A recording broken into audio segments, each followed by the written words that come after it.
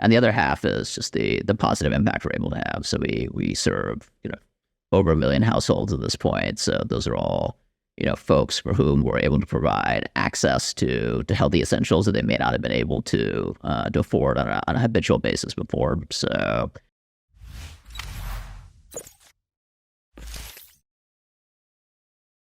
I actually learned about Thrive when preparing for this interview, and it looks like it would be right up my alley.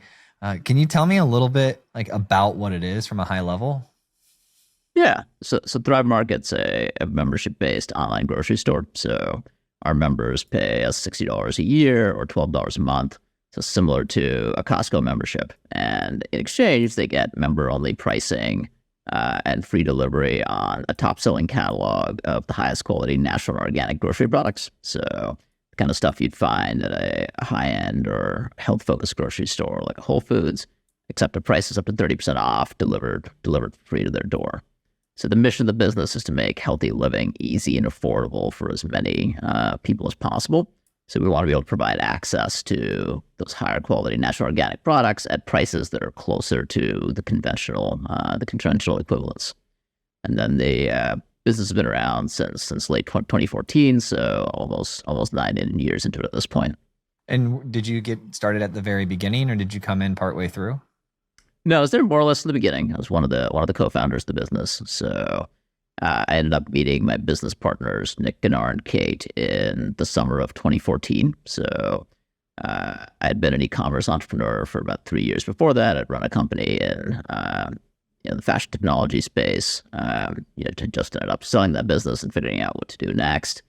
I knew I wanted to work on another business from the ground up. I knew I wanted to work with business partners who'd been through the grind a few times and had already seen success in their entrepreneurial careers.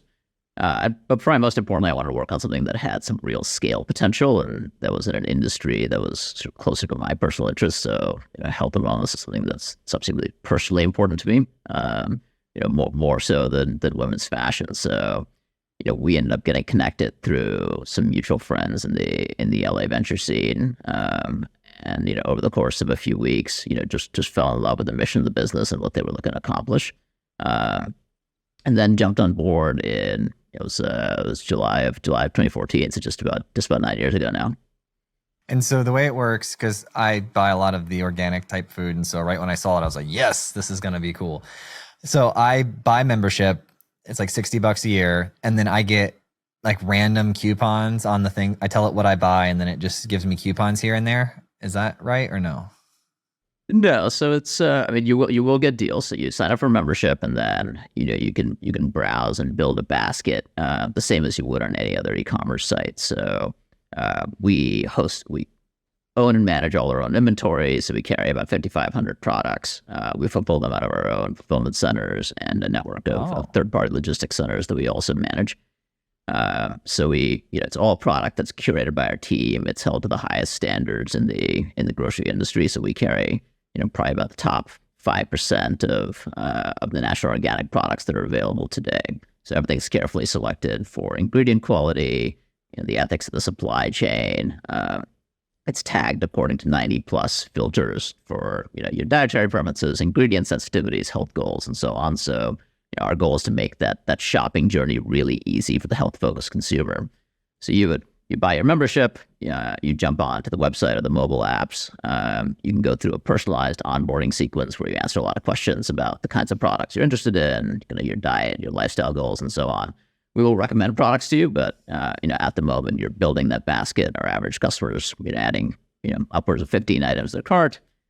Once it's past $49, you get free shipping on the order, and then you can hit place order like any other e-commerce experience, and we'll deliver to your door in a couple of days. Oh, that's actually really cool. So you're like a giant online grocery store. Correct. It's online only. We only sell through our own platform. Consumers transact on our platform. We manage the logistics and delivery to your doorstep. And unlike kind of local delivery options, we ship through national carriers. So, we have customers in almost every zip code across the lower 48. So we can deliver to urban areas, but also customers who live in food deserts where there's no local option. So that's one of the things that makes it a little bit different from some of the other players in the space. How do you deal with the temperature control? So for the most part, we do dry, non-perishable. So the kind of stuff you'd find at a center aisle, packaged goods. That's the bread and butter of our business. We do have an assortment of frozen meat, seafood, and other kind of freezer aisle products that we ship. Using insulation and cold packs. During the summer months, for products that are temperature sensitive, we'll use cold packs as well. So chocolate's an example of where, in the winter it'll ship just fine through national carriers, but during the summer months when the temperatures get hot enough, we have to refrigerate it in transit. Sometimes when the temperature crosses, a threshold beyond which we can't maintain quality of service, we'll kind of mark those items as unavailable in the store at the time. But kind of frozen meat and seafood and frozen essentials and most of the dry goods are available year round. So if it's like the height of summer in Florida, we're getting a heat wave and I want a chocolate bar, that's probably going to be marked as non-deliverable. Correct. Because past a certain, given these products spend a couple of days in a FedEx truck, past a certain temperature threshold, all the insulation that we can use isn't going to make a difference in preserving quality. We're not going to ship in styrofoam. We're not going to ship air freight for sustainability reasons. So, I think our members have kind of learned to work around some of those limitations, but at the same time also appreciate that we're building a business that obviously caters to the needs of the consumer, but also takes into account other stakeholders like the environment. Yeah, and in conversations, I like to find the edges of everything. Yeah.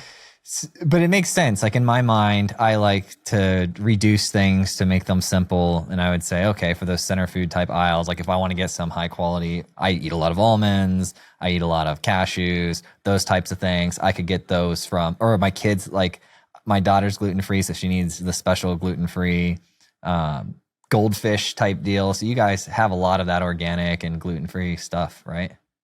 Correct. And, we not only merchandise, everything that you mentioned there is sort of our bread and butter. So whether it's snacks, nuts, meal ingredients, all that stuff we carry. We also, try to make it as easy as possible for consumers to identify, if you're following a gluten-free diet, there's a gluten-free filter that'll allow you to parse everything in the store. The recommendations that you'll see once you declare yourself as a gluten-free consumer will be oriented towards that dietary restriction and so on. So, goal is to reduce as much of the kind of thought and effort from the shopping process as possible. Yeah, I saw that when I was going through the onboarding process. I was selecting gluten-free, but you can obviously turn that off, right? Because my wife and my son aren't gluten-free, but me and my daughter have to be. And so you would be able to, it just helps how it preferences the screen. If you're selecting I'm a gluten-free consumer, you can still get all the other stuff. Correct. I mean, the shoppers are going to have full control. We will continue to recommend products based on both things you're explicitly telling us about yourself and also, what you actually end up buying and browsing and searching for will inform future recommendations. But, ultimately, like obviously everyone can shop the full catalog and we're not hiding any products from consumers and so on.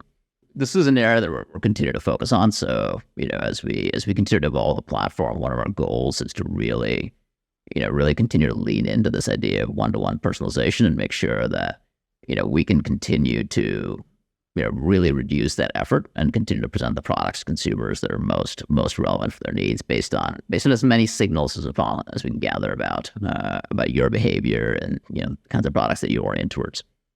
Have you built a family? Like, do you have wife and kids and all that? I do, yeah. I was mentioning to Josh. I've been married for several years. We've got a 9-month-old daughter and a 2-year-old dog at home. So it's been a fun couple of years expanding the household and kind of diving headfirst into parenthood. Oh, I'm just a step or two. I've got a 6-year-old, a 4-year-old, and a 10-month-old. Yeah. So, is the baby sleeping through the night yet? She is for the most part. It's like she'll be up at 5 a.m. like clockwork, but she sleeps well. Well, at least you didn't have a boy. A boy, you get punched in the crotch at 5 a.m. like clockwork. Yeah, I think for everything I've heard from parenting advice, I think girls are a little bit easier earlier on in the parenting journey. So. Oh, for sure, yeah. Oh yeah. So, does your wife is she a user of the application? Is it an application or just a website? It's both. So we have a website and mobile apps for iOS and Android. So yeah, we both use it, and have been since we launched. It's sort of central to our grocery shopping rhythm. Now, obviously, like we don't we also go to the traditional grocery store, but for all our kind of non-perishable essentials, thrives the choice. As you guys are hitting scale, I saw you have a huge background in technology. Pretty cool career there at Microsoft and some other places, and also you have that founder streak in you as well. But I'm curious, like now that you're hitting this scale, obviously that you have there's several hundred employees. It's a big, or it's a medium, I guess, SMB, but it's growing, right? And you're serving the whole country. What type of scale issues from a technology standpoint are you currently working on today? So it's interesting. I was thinking about this. I mean, the beauty of being software is in many ways the technology is actually the easiest part to scale. Particularly for business like ours, we've been cloud native since day one. We've got kind of a headless composable system that's a mix of different services that we can scale independently. Tools like AWS have provided managed services to cover such a broad range of the kinds of resources that we would need to consume on technology platforms. So actually, we've had surprisingly few challenges scaling the actual core technology platform. But at the same time, we're a physical goods business delivering physical product to consumers. So that's the area where scaling is more challenging and has to be managed with a lot more rigor. So to kind of give you a sense of the pace we went through in the early stages of the business, we managed our own fulfillment since day one. So we kind of we hold our own inventory, we pick, pack, and ship our own boxes, and it's atypical for really early stage e-commerce businesses to do that, but we chose to do that for a couple of reasons. One is, no one is actually doing this. Back in 2014, certainly no one was doing this in grocery at all at any scale. So like the quality of service would have not been something that we would have gotten from a third party. Second is, we want to be able to take as much cost out of our entire supply chain as possible and pass those savings on to the consumer. So we took this on, and when we launched the business, we had 2,500 square feet of warehouse space. And within 18 months, that expanded over 700,000 square feet of warehouse space in a very short period of time. So, then managing those transitions while maintaining quality, efficiency, and quality and efficiency at that pace is really challenging because you're hiring a lot of people. You've got to get those people trained. Every order needs to go out with the same SLAs and kind of quality level as the one before. So that's been an area of major investment for us, and it kind of comes down to getting a combination of the right leadership into some of those roles on the operational front and the more operationally intensive sides of the business, and then having good process and also really keeping our ear to the ground in terms of how consumers are receiving the experience and making sure that we've got both good metrics, but then also good qualitative feedback channels to ensure that things aren't degrading as the volumes grow. So in terms of the consumer facing aspects of the business, scaling logistics has been the most kind of challenging and resource intensive part of it. Beyond that, as companies scale, the areas that get really interesting are as we've hired a lot of people, how do we continue to ensure that people have the same level of alignment to the mission, context around what we're trying to do, as when we were a really small company? So we kind of fit everyone into a single room. It's really easy to keep everyone aligned. Once you're at several hundred people, often doing really specialized roles, some of whom have not been with the company a long time and don't have the kind of tribal knowledge that the early folks do. It's really easy for businesses and individuals to sort of get out of alignment with the core business. And the way we've tried to tackle this, and this is continuous work in progress, is how do we continue to focus on company values and have that be kind of a consistent language that we use to drive who we bring into the team, how we expect people to make decisions, what those decisions should result in, and so on. And the other piece is being as transparent as possible as a company and providing as many people as much context as we can. So example of this is we still do a weekly all hands meeting where we invite the entire company. There's well over 200 people in the corporate offices today, and the meeting goes for an hour. So it's a very expensive meeting. But we cover everything from who are sort of the new employees who come into the company at the time, who celebrated an anniversary, to, rundown of all the business metrics for the past week. So we try to be as open a book as possible about, how the company's doing, what matters, what are the strategic priorities, where are we trying to get to in the next quarter or next year, so that everyone can start to, connect the dots as cleanly as possible between their day-to-day work and the objectives of the business. That's pretty cool. Are you having a lot of fun doing this? Yeah, it's it's been 9 years, and it's been just an incredible learning experience. So, it's rare to be able to come into a job where, just by virtue of the scaling of the company, and the scaling of the teams, and the scaling of our problems, like, you're learning new things every year, certainly. So, if I wind back to the beginning, like, I was writing all the code in the platform, and, like, with a couple of the developers got us launched. So it was very much in the weeds, very hands-on.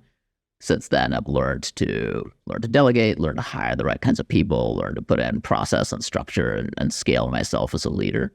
And one of the benefits of being in a mission-driven company is we've been an absolute talent magnet within technology, and also in the other functions, for absolute best-in-class people at every level of seniority in every function. So it's just been an awesome learning opportunity to see the new perspectives that some of these folks bring in. And it's sort of almost magical, right? When you're a founder and you're used to doing a lot of different things, but doing it sort of so, to see someone who's an absolute domain expert in that space come in and start to operate. So, and we continue to see that with certainly every senior hire we bring into the team these days, is continuing to have transformative impact. So that keeps it really exciting and engaging. And the other half is just the positive impact we're able to have. So we serve, over 1 million households at this point. So those are all, folks for whom we're able to provide access to healthy essentials that they may not have been able to afford on a habitual basis before. So, it just makes it an incredibly fulfilling place to work. That is pretty cool. And so you can get this food anywhere that, UPS and FedEx are delivering? Correct. So we ship to all the lower 48. We don't do Alaska, Hawaii yet, just because the freight rates are prohibitive at the moment. But yeah, every zip code, everything other than PO boxes, we can get deliveries in. And then you've been doing this for basically a decade, right? And you were one of the first players in this space, and you did it. You made the right move by being able to control the entire experience end to end, and not like subbing it out to a third party logistics type company. But standing where you are today and looking back, 9-10 years ago, is there anything that you would have done differently at the beginning? I think it's one of those sort of move slowly to move fast things. So I didn't hit this when we were talking about how we scaled. I think the areas where a lot of businesses get challenged as they get larger is, and we were by no means immune to this, is, when you've got no resources, you stay laser focused on what is ahead, because you're really avoiding existential threat at that point.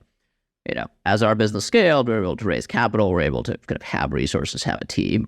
And at that point, you're confronted with, a real universe of possibilities. So one of the things we definitely had sort of in, I think about kind of year 3, 4, 5 of the business, for example, is there was some real shiny object syndrome, because, we were in a very large market. There's a lot of ways that we could potentially have grown the business. And we had the capability to kind of theoretically go after a lot of these. So I would say if I went back, I would bring ideally a lot more disciplined decision making. So, our ability to kind of orient and act quickly, I think, is generally speaking a strength. But kind of taken to an extreme, you end up with a lot of investments that don't necessarily pay off long term, versus spending more time on kind of deep thinking and planning to figure out what are the few things that should really be non-negotiables for the business. So, and I think, biggest sign of maturity in our business to me is, that is very much the way we think these days. So, we've done a better job kind of filtering down, the universe of possibilities down into a smaller set of commitments that we try to really knock out of the park. I learned that personally. Once you start to have success and you have money and you can do different things, you can quickly work yourself to death, and then also have too many irons in the fire real quick. And then you just learn and you're like, well, that's not going how I want it to go. And you develop that discipline, and yeah, very cool, man. This is awesome. So what's next for you guys? What are you and your co-founders talking about right now? So I think the focus is on, I mean, one of the nice things for us is the actual, the mission of the business, even the vision of how we achieve it hasn't really changed. So, the big priority for us going forward is, how do we continue to work towards cracking the code on grocery e-commerce? So, and, I don't think this is like a single solve that we're going to put in place, but fundamentally, you know, e-commerce paradigms from a UX perspective have been around a long time. In many cases, people are shopping for groceries online the same way they were shopping for books in the 90s. And that may not necessarily be the right long-term pattern to create true kind of habit formation for online grocers like us. So, we're really hyper focused on how can we eliminate friction from that experience? How can we help consumers build carts of 15 to 20 items rather than 1 to 2 items that the average e-commerce retailer has to deal with? And how do we build for a high frequency experience where we're creating a real habit in our platform? So, average grocery shopper in the country goes to the grocery store 1.5 times a week. So that's much higher frequency than most e-commerce platforms will ever see. So, how do we get as close to that experience for consumers as possible while, taking the guesswork, all the inconvenience, the decision making, as much of the decision making as possible out of the equation. So, that means for us, continue to lean into onboarding and personalization, and being able to predict the kinds of products that people would want in their grocery baskets, of both their initial orders and then on an ongoing basis, the things they would need to replenish. So we're in a nice place where 95% of our catalog is consumables of things you'll run out of and eventually need to reorder. So we already have the benefit of frequency and the fact that people are ordering these things multiple times in our data sets. So looking ahead, combining all the data we have, with the power of some of the kind of emergent technologies like LLMs to be able to figure out how can we help consumers express their preferences in the most kind of natural, intuitive ways possible? How can we leverage both our internal data and also, the plethora of third-party data that's out there and accessible now to help provide recommendations and basket building tools to them? And then, how can we create the right experience that keeps them shopping on a recurring basis on our platform while also ensuring that we're not accidentally overwhelming customers with product, and setting that right balance where we feel like a real value add utility on a consistent basis. I did about 15 years ago. I did a project with Boar's Head, the meat company, and so I learned a little bit about some of the things that they think about. And one of the fun facts that I pulled away from that is the way that the different grocery stores are structured, the flavors and seasonals and all that stuff will actually be community dependent, right? So one community will have different shopping patterns than another, and that will dictate the inventory and the locations and all of that. When you guys are watching all this data across the lower 48 states, do you see any cool trends, patterns, interesting things happening with purchasing behaviors? So we definitely see trends that are both, there's definitely seasonality to our business, as well as different types of products tend to resonate with different frequencies, between our East Coast centers and our West Coast centers.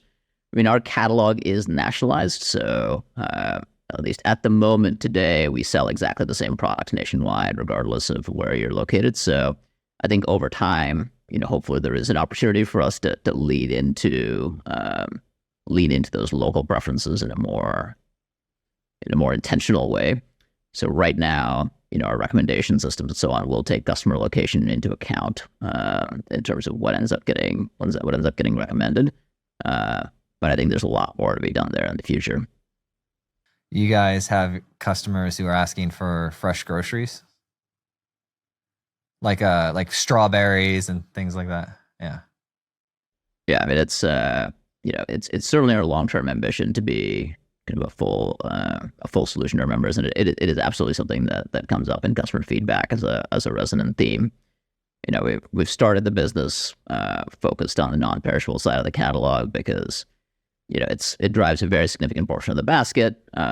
It's obviously from an e-commerce fulfillment perspective a lot more manageable. But over time, it's fresh is something we'd want to conquer. We use the Instacart thing sometimes, but what we don't order from the Instacart is like fresh fruit or certain meats because they just kind of pick the first thing that they see, and we like to get the meat and the vegetable, or the meat and the fruit that we like. I'd be curious to see how that problem gets solved on a larger scale. I guess it would just be your teams having a high quality like level of standard, like a standard of what the fruit could be or things like that. Yeah, I think that's definitely feedback. We've heard when we've studied the space. Everything from everyone's got their kind of unique preference around the level of ripeness they want in a banana or an avocado or something, and wants to pick their own steak out of the case.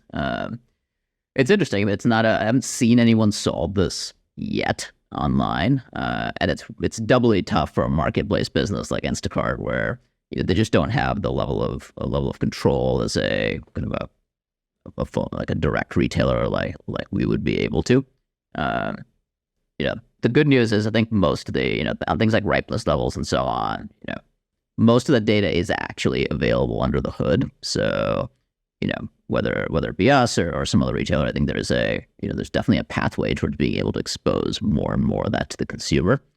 I think there's probably limits in terms of if you're literally kind of sifting through fruit or cuts of meat and wanting to pick the exact one you want. I imagine that's going to be a little tough to replicate, but it's a little bit of trade-offs, right? Like most of convenience involves like a little bit of giving up a little bit of control to be able to kind of get value in a different area. So it's one of those things where it may not be something that everyone ends up habituating into, but I think there's obviously a consumer who may be less picky or less concerned about the exact item they get.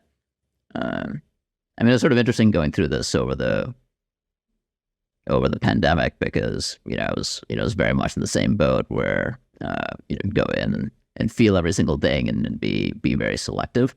But once you've gone through getting your groceries delivered sort of almost forcibly for several months, it's sort of interesting what you get used to. So when you mentioned a couple times when we first started talking about the mission and it not changing and it being clear, that's a hard thing to do. How did you and your co-founders, did you make mistakes, or how did you talk about keeping that North Star the North Star? So, I'll start off by saying, look, we've been fortunate in that both the mission of the business is fairly broad, right? We're focused on access and making these healthy essentials easy and affordable for everyone. So it's a broad range of ways in which one could attack that problem and make progress towards it. We've also been very committed to the membership as our vehicle to deliver that value. So for kind of a fixed cost on an annual basis, we're able to provide our members a significant multiple of what they would pay us in the membership fee in savings on our platform. And that's I think one of the biggest decisions we made was we were going to stick to this from the early days. So there's this kind of, if you wind back to 2014, 2015, it was a time where a lot of other businesses were moving away from membership models. So Jet.com is a famous example. So they launched their membership during their beta phase, removed the membership when they went out to market. So we sort of looked at those businesses a lot hard to figure out should we be doing this? But I think fortunately we made the decision that the value equation we're able to create for both the business and the consumer through membership is very differentiated, because obviously it helps us front load our profitability as a business and allows us to kind of invest that back in creating both the right customer experience, but then also providing that underlying value in terms of the savings we can deliver on products. So that fundamental engine has has remained through through these 9 years. And obviously we've presented the membership in different ways. And now previously you'd buy membership at checkout. Now you buy membership up front. So we've actually had the membership become even more front and center. So I think the fact that dynamic worked has been really, really helpful. The other major area, is in being able to find these like real win-win solutions and prove that, our commitment to the mission is it's not a cost center for the business. We're able to find ways where it resonates, with, all our stakeholders, or with our consumers, their suppliers, the environment, and so on. So an example of this is, we've gone zero waste in all our fulfillment centers, which, you sort of look at it from arm's length, that feels like something that you'd invest real capital in, and is a cost center. What we found is we've actually been able to do this in an ROI positive way. So, and, which means, like all the cardboard and other kind of waste products that are coming out of fulfillment that we're able to recycle and resell, we're able to make back the cost, the capital investment that goes into funding those programs. And since then we've kind of open sourced that concept so that other e-commerce companies can see that, okay, you can actually, stay true to your roots around sustainability and do it in a way that is accretive to the business. Same thing with our 1-for-1 membership program. So for every membership we sell, we give away a free one to a low-income family, student, teacher, veteran, first responder. And unlike, many of these 1-for-1 programs, obviously the membership is a free product that we're able to give out, which allows us to provide access to those communities who most need it. But obviously they're then able to kind of come and transact on our platform, which helps, drive growth and scale and purchasing power for our business, which then we can fuel back into additional savings for our entire membership base. So the countless examples like this that create virtuous cycles for us, where we've been able to execute on the mission in a way that really kind of creates these like win-win-win scenarios where it's kind of neutral to positive for the business. Our consumers appreciate it, and the kind of the mission constituencies, whether it be our Gives members or the planet, are also the beneficiaries. I like that you open source how you were able to do that to show everyone else it's possible. Sure. You're like a Elon Musk for groceries. Remember that one. There you go. Well, as we start to wrap up, a lot of our listeners are technology leaders, and they're growing in their career, and people ask me constantly about different tips and all of that. I know there's not just one thing, but I'm curious, when you're going about growing this company and then scaling it up, you run the technology side of things. You've got lots of great technical people on your team and technical leaders, but what's something that a leader or an engineer does that stands out and you think to yourself, I want to give them more. I want to invest in them because of this behavior or something that they're doing. What is that thing that stands out to you? I don't think there's any one thing, but I think what we tend to emphasize the most is ownership. So we're a growing business. We're still a relatively small team. Anyone who comes to work at Thrive Market, within the matter of days or weeks is going to be working on something that is fairly business critical. And if we're really in a position to empower them, we want to see the folks who take on those problems as if they were their own, who regard, their time at Thrive Market as not just kind of a job that pays the bills, but an entrepreneurial journey that they get to be part of.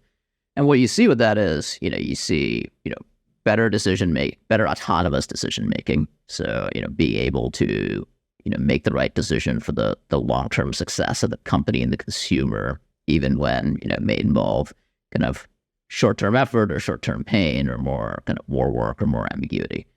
You see more discretionary effort. So, people will go above and beyond to solve a problem and solve it permanently without having to be told to do so.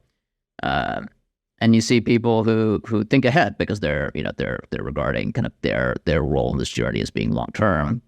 They want to make sure that the technology they build, isn't just functional today, but, is flexible and scalable enough to meet the needs of tomorrow. So I'd say that's the biggest thing. And it's one of those things that it's like hard to measure in metrics, but, I think all of us sort of know the people who exemplify this, in their workforce, but also in their lives. So I think, for businesses our stage where, we're kind of charting kind of an unknown course in some ways, right? Like we don't know exactly, how we're gonna evolve the business over the course of any given year in the future. We need folks who really kind of take on our problems as their own and go above and beyond to solve them. Do you think because that was your mentality with your founders from the beginning that it's somewhat baked in, like it's an expected behavior that employees will see across the entire company? I do. So it's codified in our values. So tenacity is one of our values.